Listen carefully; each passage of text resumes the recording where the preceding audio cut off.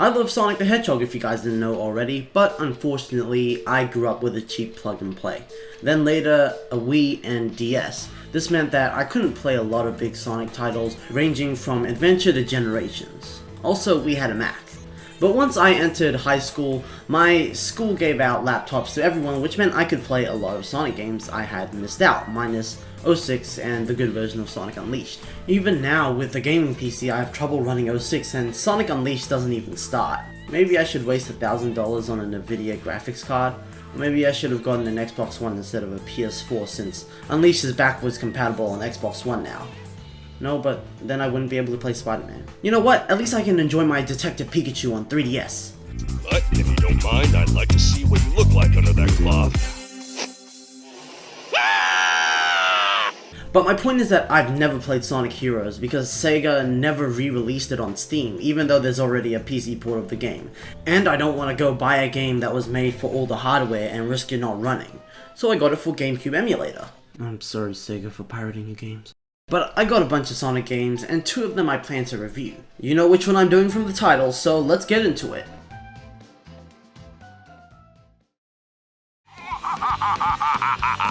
Guess what, Sonic Heroes? I finally developed the ultimate weapon. In 3 days, I'll conquer the world. Think you can stop me? Sounds like an invitation to party. What are we gonna do, Sonic? No worries, we've got this one. Ha! Think I'd miss this? Time to crack that Eggman wide open! Yeah, let's party! Sonic Heroes literally makes little sense in terms of story. You go from Sonic Adventure 2 where every stage had a purpose, but now you're just running through a casino because... Sonic, we only have 24 hours left! Okay, let's go! Okay. To be fair, the game does try to give you reasons such as freeing Metropolis from Eggman, seeing Shadow and Eggman go through the haunted house, and following an egg fleet through a forest. But why even do that in the first place when the trio have the tornado? They could just fly to anywhere they need to go. How did they even know where to go? Having Eggman say that he's releasing his badniks in mass waves all over the island would have been an easier way to justify why Sonic has to run around all these places. That's how simple Sonic 1 and 2 were, but then they decided to add more layers, except there weren't enough layers. And don't get me started on the boss battles between each playable teams in the game. Okay, let's complain about the boss battles between each playable team in the game. Gotcha, my darling Sonic. Amy, what are you doing here? Sonic, this time there's no way out of marrying me. Amy, we're both underage, we legally can't marry. So why is Amy trying to kill Sonic if she wants to marry him? Amy is probably also being a bad influence to Cream and taking advantage of a stupid person to kill Sonic. And then after Amy and friends fall to their deaths... Look, it's that hedgehog. Wonder what the big rush is all about. Bet you those guys will end up getting in my way and making trouble. Hey, isn't that... Sonic! Talk about being stubborn and full of surprises. Long time no see, boys. Too bad you had to come all this way for nothing. We'll take it from here. What'd you say? Sensors locked on Eggman. Non-compliant intruders. Oh, here's the classic line where Sonic is surprised that Shadow's still alive and just straight up says it. And then Shadow tells Sonic that he doesn't remember him, so then Sonic gets shocked and then they decide to work together. Hey, that's my line! No? Okay. Excuse me, miss. I was wondering if I could ask you something. If it's about a date, it'll have to wait. How many 20-year-old crocodiles ask you out on dates for you to immediately assume this? Man, who are those creeps over there? What's up, SBO?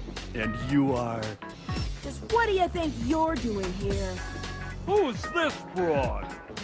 Our client's adversary, perhaps. You mean the bad guys? You guys don't fool me. I know what you're after. Better stay out of my way.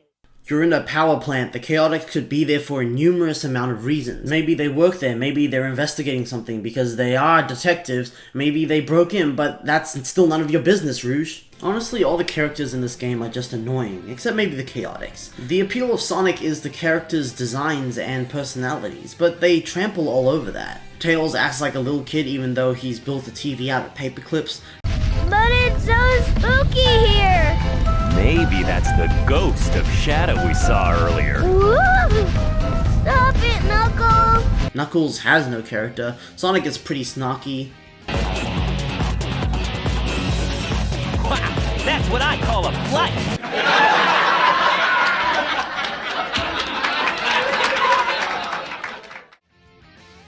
He's pretty one-dimensional, but he's really the best out of the three.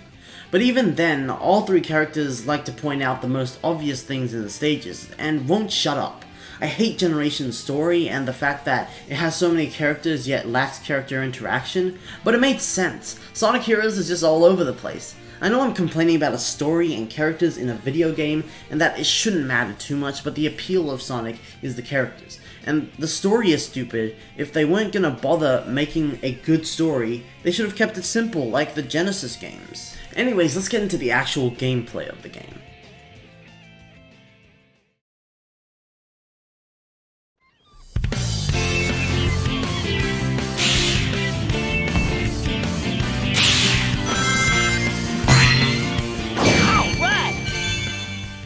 At first the gameplay seems pretty great when going through Seaside Hill, but then you come to the realization that this game controls like your endless spiral into depression. Sonic is really fast and slippery, and when running he has 3 moves that are all mapped to one button. You obviously can't use the jump button, and the other buttons are mapped to changing characters.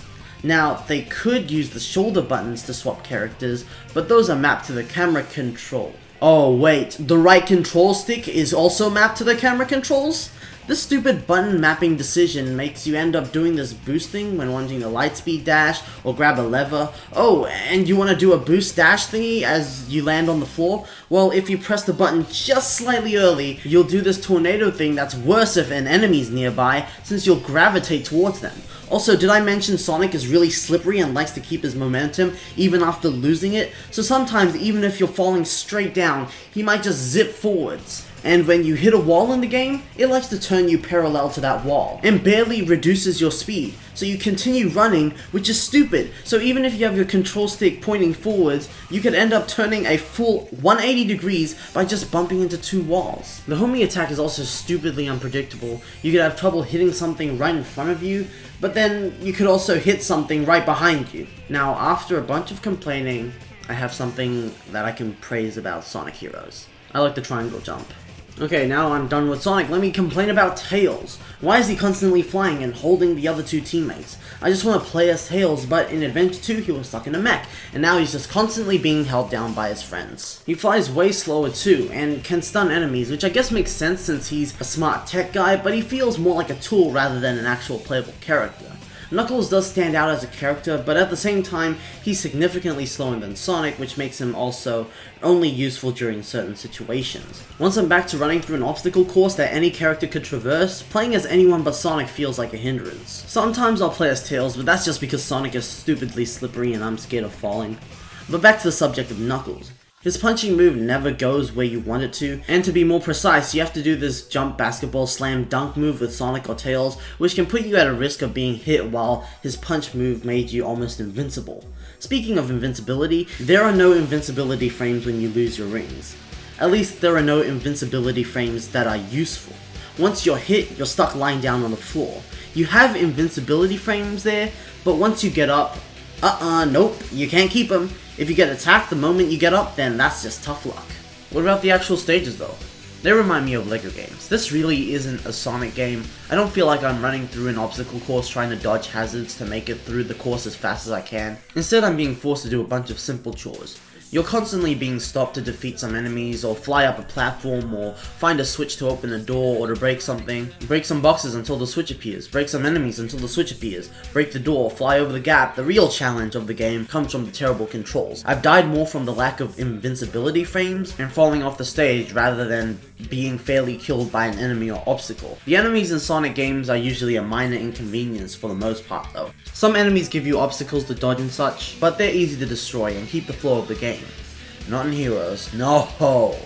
Every single enemy has a health bar that you have to deplete, so sometimes you have to just stop and hit them multiple times, completely destroying your continuous movement. So, naturally, I just ran past the enemies that I didn't need to kill. Destroying some enemies opens up doors and opens blocked off gimmicks required to progress, but because of Knuckles' terrible combat, these can't even be fun when you ignore the fact that you're in a game about running.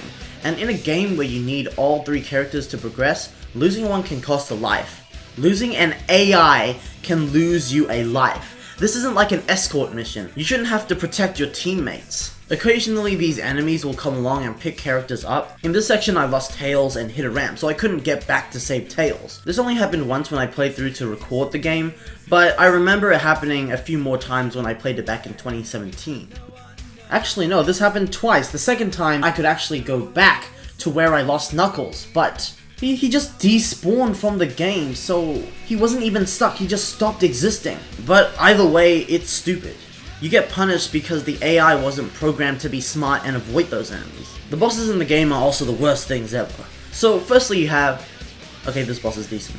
You have to destroy the major components of the boss, but you can also hit it from other places, mainly the turrets, which is cool and gives the boss more depth than just hit the weak spot after dodging attack. This boss appears a second time for whatever reason and is a lot harder than its first appearance, but it's pretty much the same thing. It's not an amazing or great boss by any means, but it's passable. The biggest flaw with these bosses are that you can spam them with homing attacks, and you're pretty much safe from getting hit. The next type of boss is Mass Robot Genocide. Here I found out that the cannons like to switch between being automated and fully controlled. I got stuck here while Eggman kept saying the same lines over and over again. Smash them all! Smash them all! Smash them all!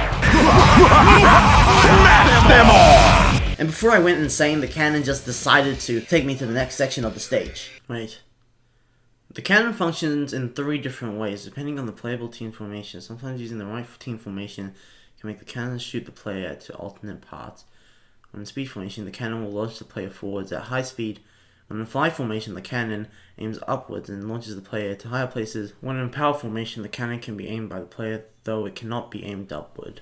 Wow, thanks for putting that information in a hint ring that I easily missed. This game doesn't have enough automation. While Sonic Forces has too much, Heroes just wants to send you to your death by touching a ramp.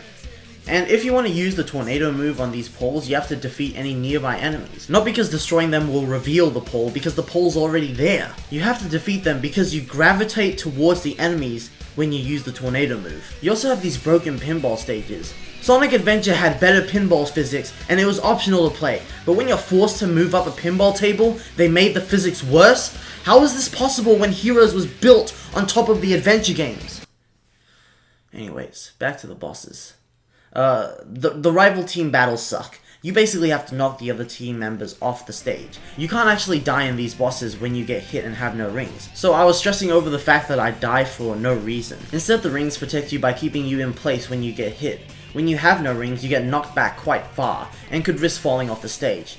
I can see that they try to make the rings useful in the stage and protect you in some way, but it literally breaks one of the staple mechanics of a Sonic game.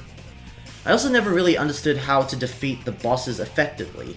If I were to slow down and coordinate my attacks, I'd easily get hit by the other team, while spamming Knuckles' punch makes it hard to hit them and hard for them to hit you. So after furiously battling Team Rose in the first rival battle, they just jumped off the stage and I won.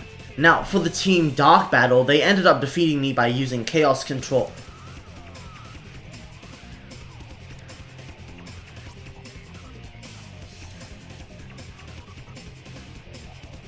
Nope. Okay. They just knocked each of my teammates out one at a time. Then, on my second try, I beat them in 15 seconds after spamming the tornado move. Basically, the moral of the story is that these bosses are defeated through luck. Then you have the final boss, which is a complete mess. You have cannons that you can lock onto, so you can't use the homing attack to gain speed. If you do accidentally hit them, you're put close onto the edge, making it easier for you to fall off the stage. So basically, you have to use the boost move Sonic has, which if you hit slightly too early before you hit the ground from a ramp or jumping, you'll do the tornado move, which gravitates you towards a cannon and brings you to your death. The large crowd of enemies also means you're extremely vulnerable when you get hit due to the limited invincibility frames. I tried destroying all the enemies and cannons before trying to attack the boss, but then he just ran away just as I finished, so my tactic changed to destroying the cannons. Half the time the camera has to manually be moved since it doesn't focus on the boss like it's meant to, and the fact that the camera controls are inverted doesn't help much either. Another stupid inconvenience is that you have to time when you use the ramp since the boss goes through the ramp's pathway, so you could be easily hit and fall to your death. Some moves also require you to have the characters in formation, like needing Sonic or Tails ready when Knuckles wants to do a slam dunk. So, if the two got hit and are lying on the floor, you can't do anything even though it's the AI's fault. So when I went to do a slam dunk with Knuckles, nothing happened and I just fell into the badniks and unfairly lost my shield. And by the looks of how much health this boss had, I didn't want to take my time and do little damage using a homing attack. I had to use brute force, which is hard to do in all these conditions. Oh, and here I died because of the horrible camera angle. You know, Sonic Heroes is the only game where I've had depth perception issues. Especially in this part. Tails flies so high that the shadow is off screen, so I have no idea if I'm above the platform or not. But back to the final boss.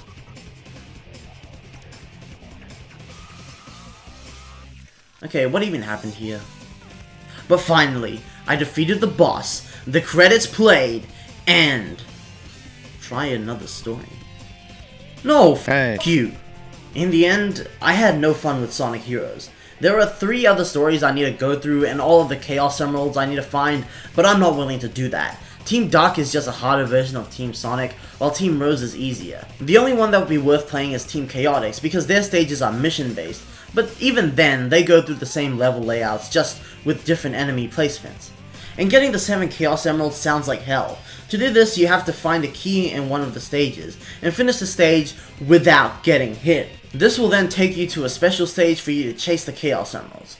And the special stage's controls are worse than the main games. I don't want to do that 7 times. Maybe if I can get all the emeralds in Seaside Hill and Ocean Palace, I might, but even then I'd need to do all the 3 other stories. The only things I like about Heroes is the stage themes and the soundtrack. That's all I can praise it for. Even the animations are terrible. It's all too jerky in-game or unnatural in the pre-rendered cutscenes, and are a whole staircase down from the animations in Sonic Adventure 2. There's just nothing I can like about this game. I had no fun playing it at all, and I can't comprehend how anyone would consider this one of their favorite Sonic games, let alone like it in the first place. Anyways, I'm gonna be talking about Shadow the Hedgehog next year, guys, so stay tuned for that, I guess. I mainly want to do this video because Sonic Heroes seems to be liked, or it has a split. There are half of the fanbase who like it, and the other half hate it. And I guess I want to give my thoughts on the game. This is kind of why I want to do Shadow the Hedgehog as well, because most people hate it, but I actually kind of like it. So guys, if you want to see that, and you're not subscribed, then subscribe, obviously. Please, I'm desperate. And please, go watch my non-Sonic videos. I built up a fan base that wanted to watch Sonic videos, so since I'm straying away from Sonic content, it's not really helping my channel. So it would be greatly appreciated if you guys actually went and watched one of my non-Sonic videos. And even though I'm doing a Sonic video again, and I plan on doing another Sonic video in the future, my next 2 videos will hopefully be non-Sonic related. I'm trying to get a video out on Persona 5 and a video out on Detective Pikachu, as I recently got those games, and I'm currently playing through them. But yeah, leave your comments down below, talk about Sonic Heroes or something, you know, get the algorithm on my side, and if you like this video, leave it a like. If you want to interact with me directly, maybe try out my Twitter, or check my Discord out, and yeah, like at the end of every video, I'll be seeing you guys in the next video.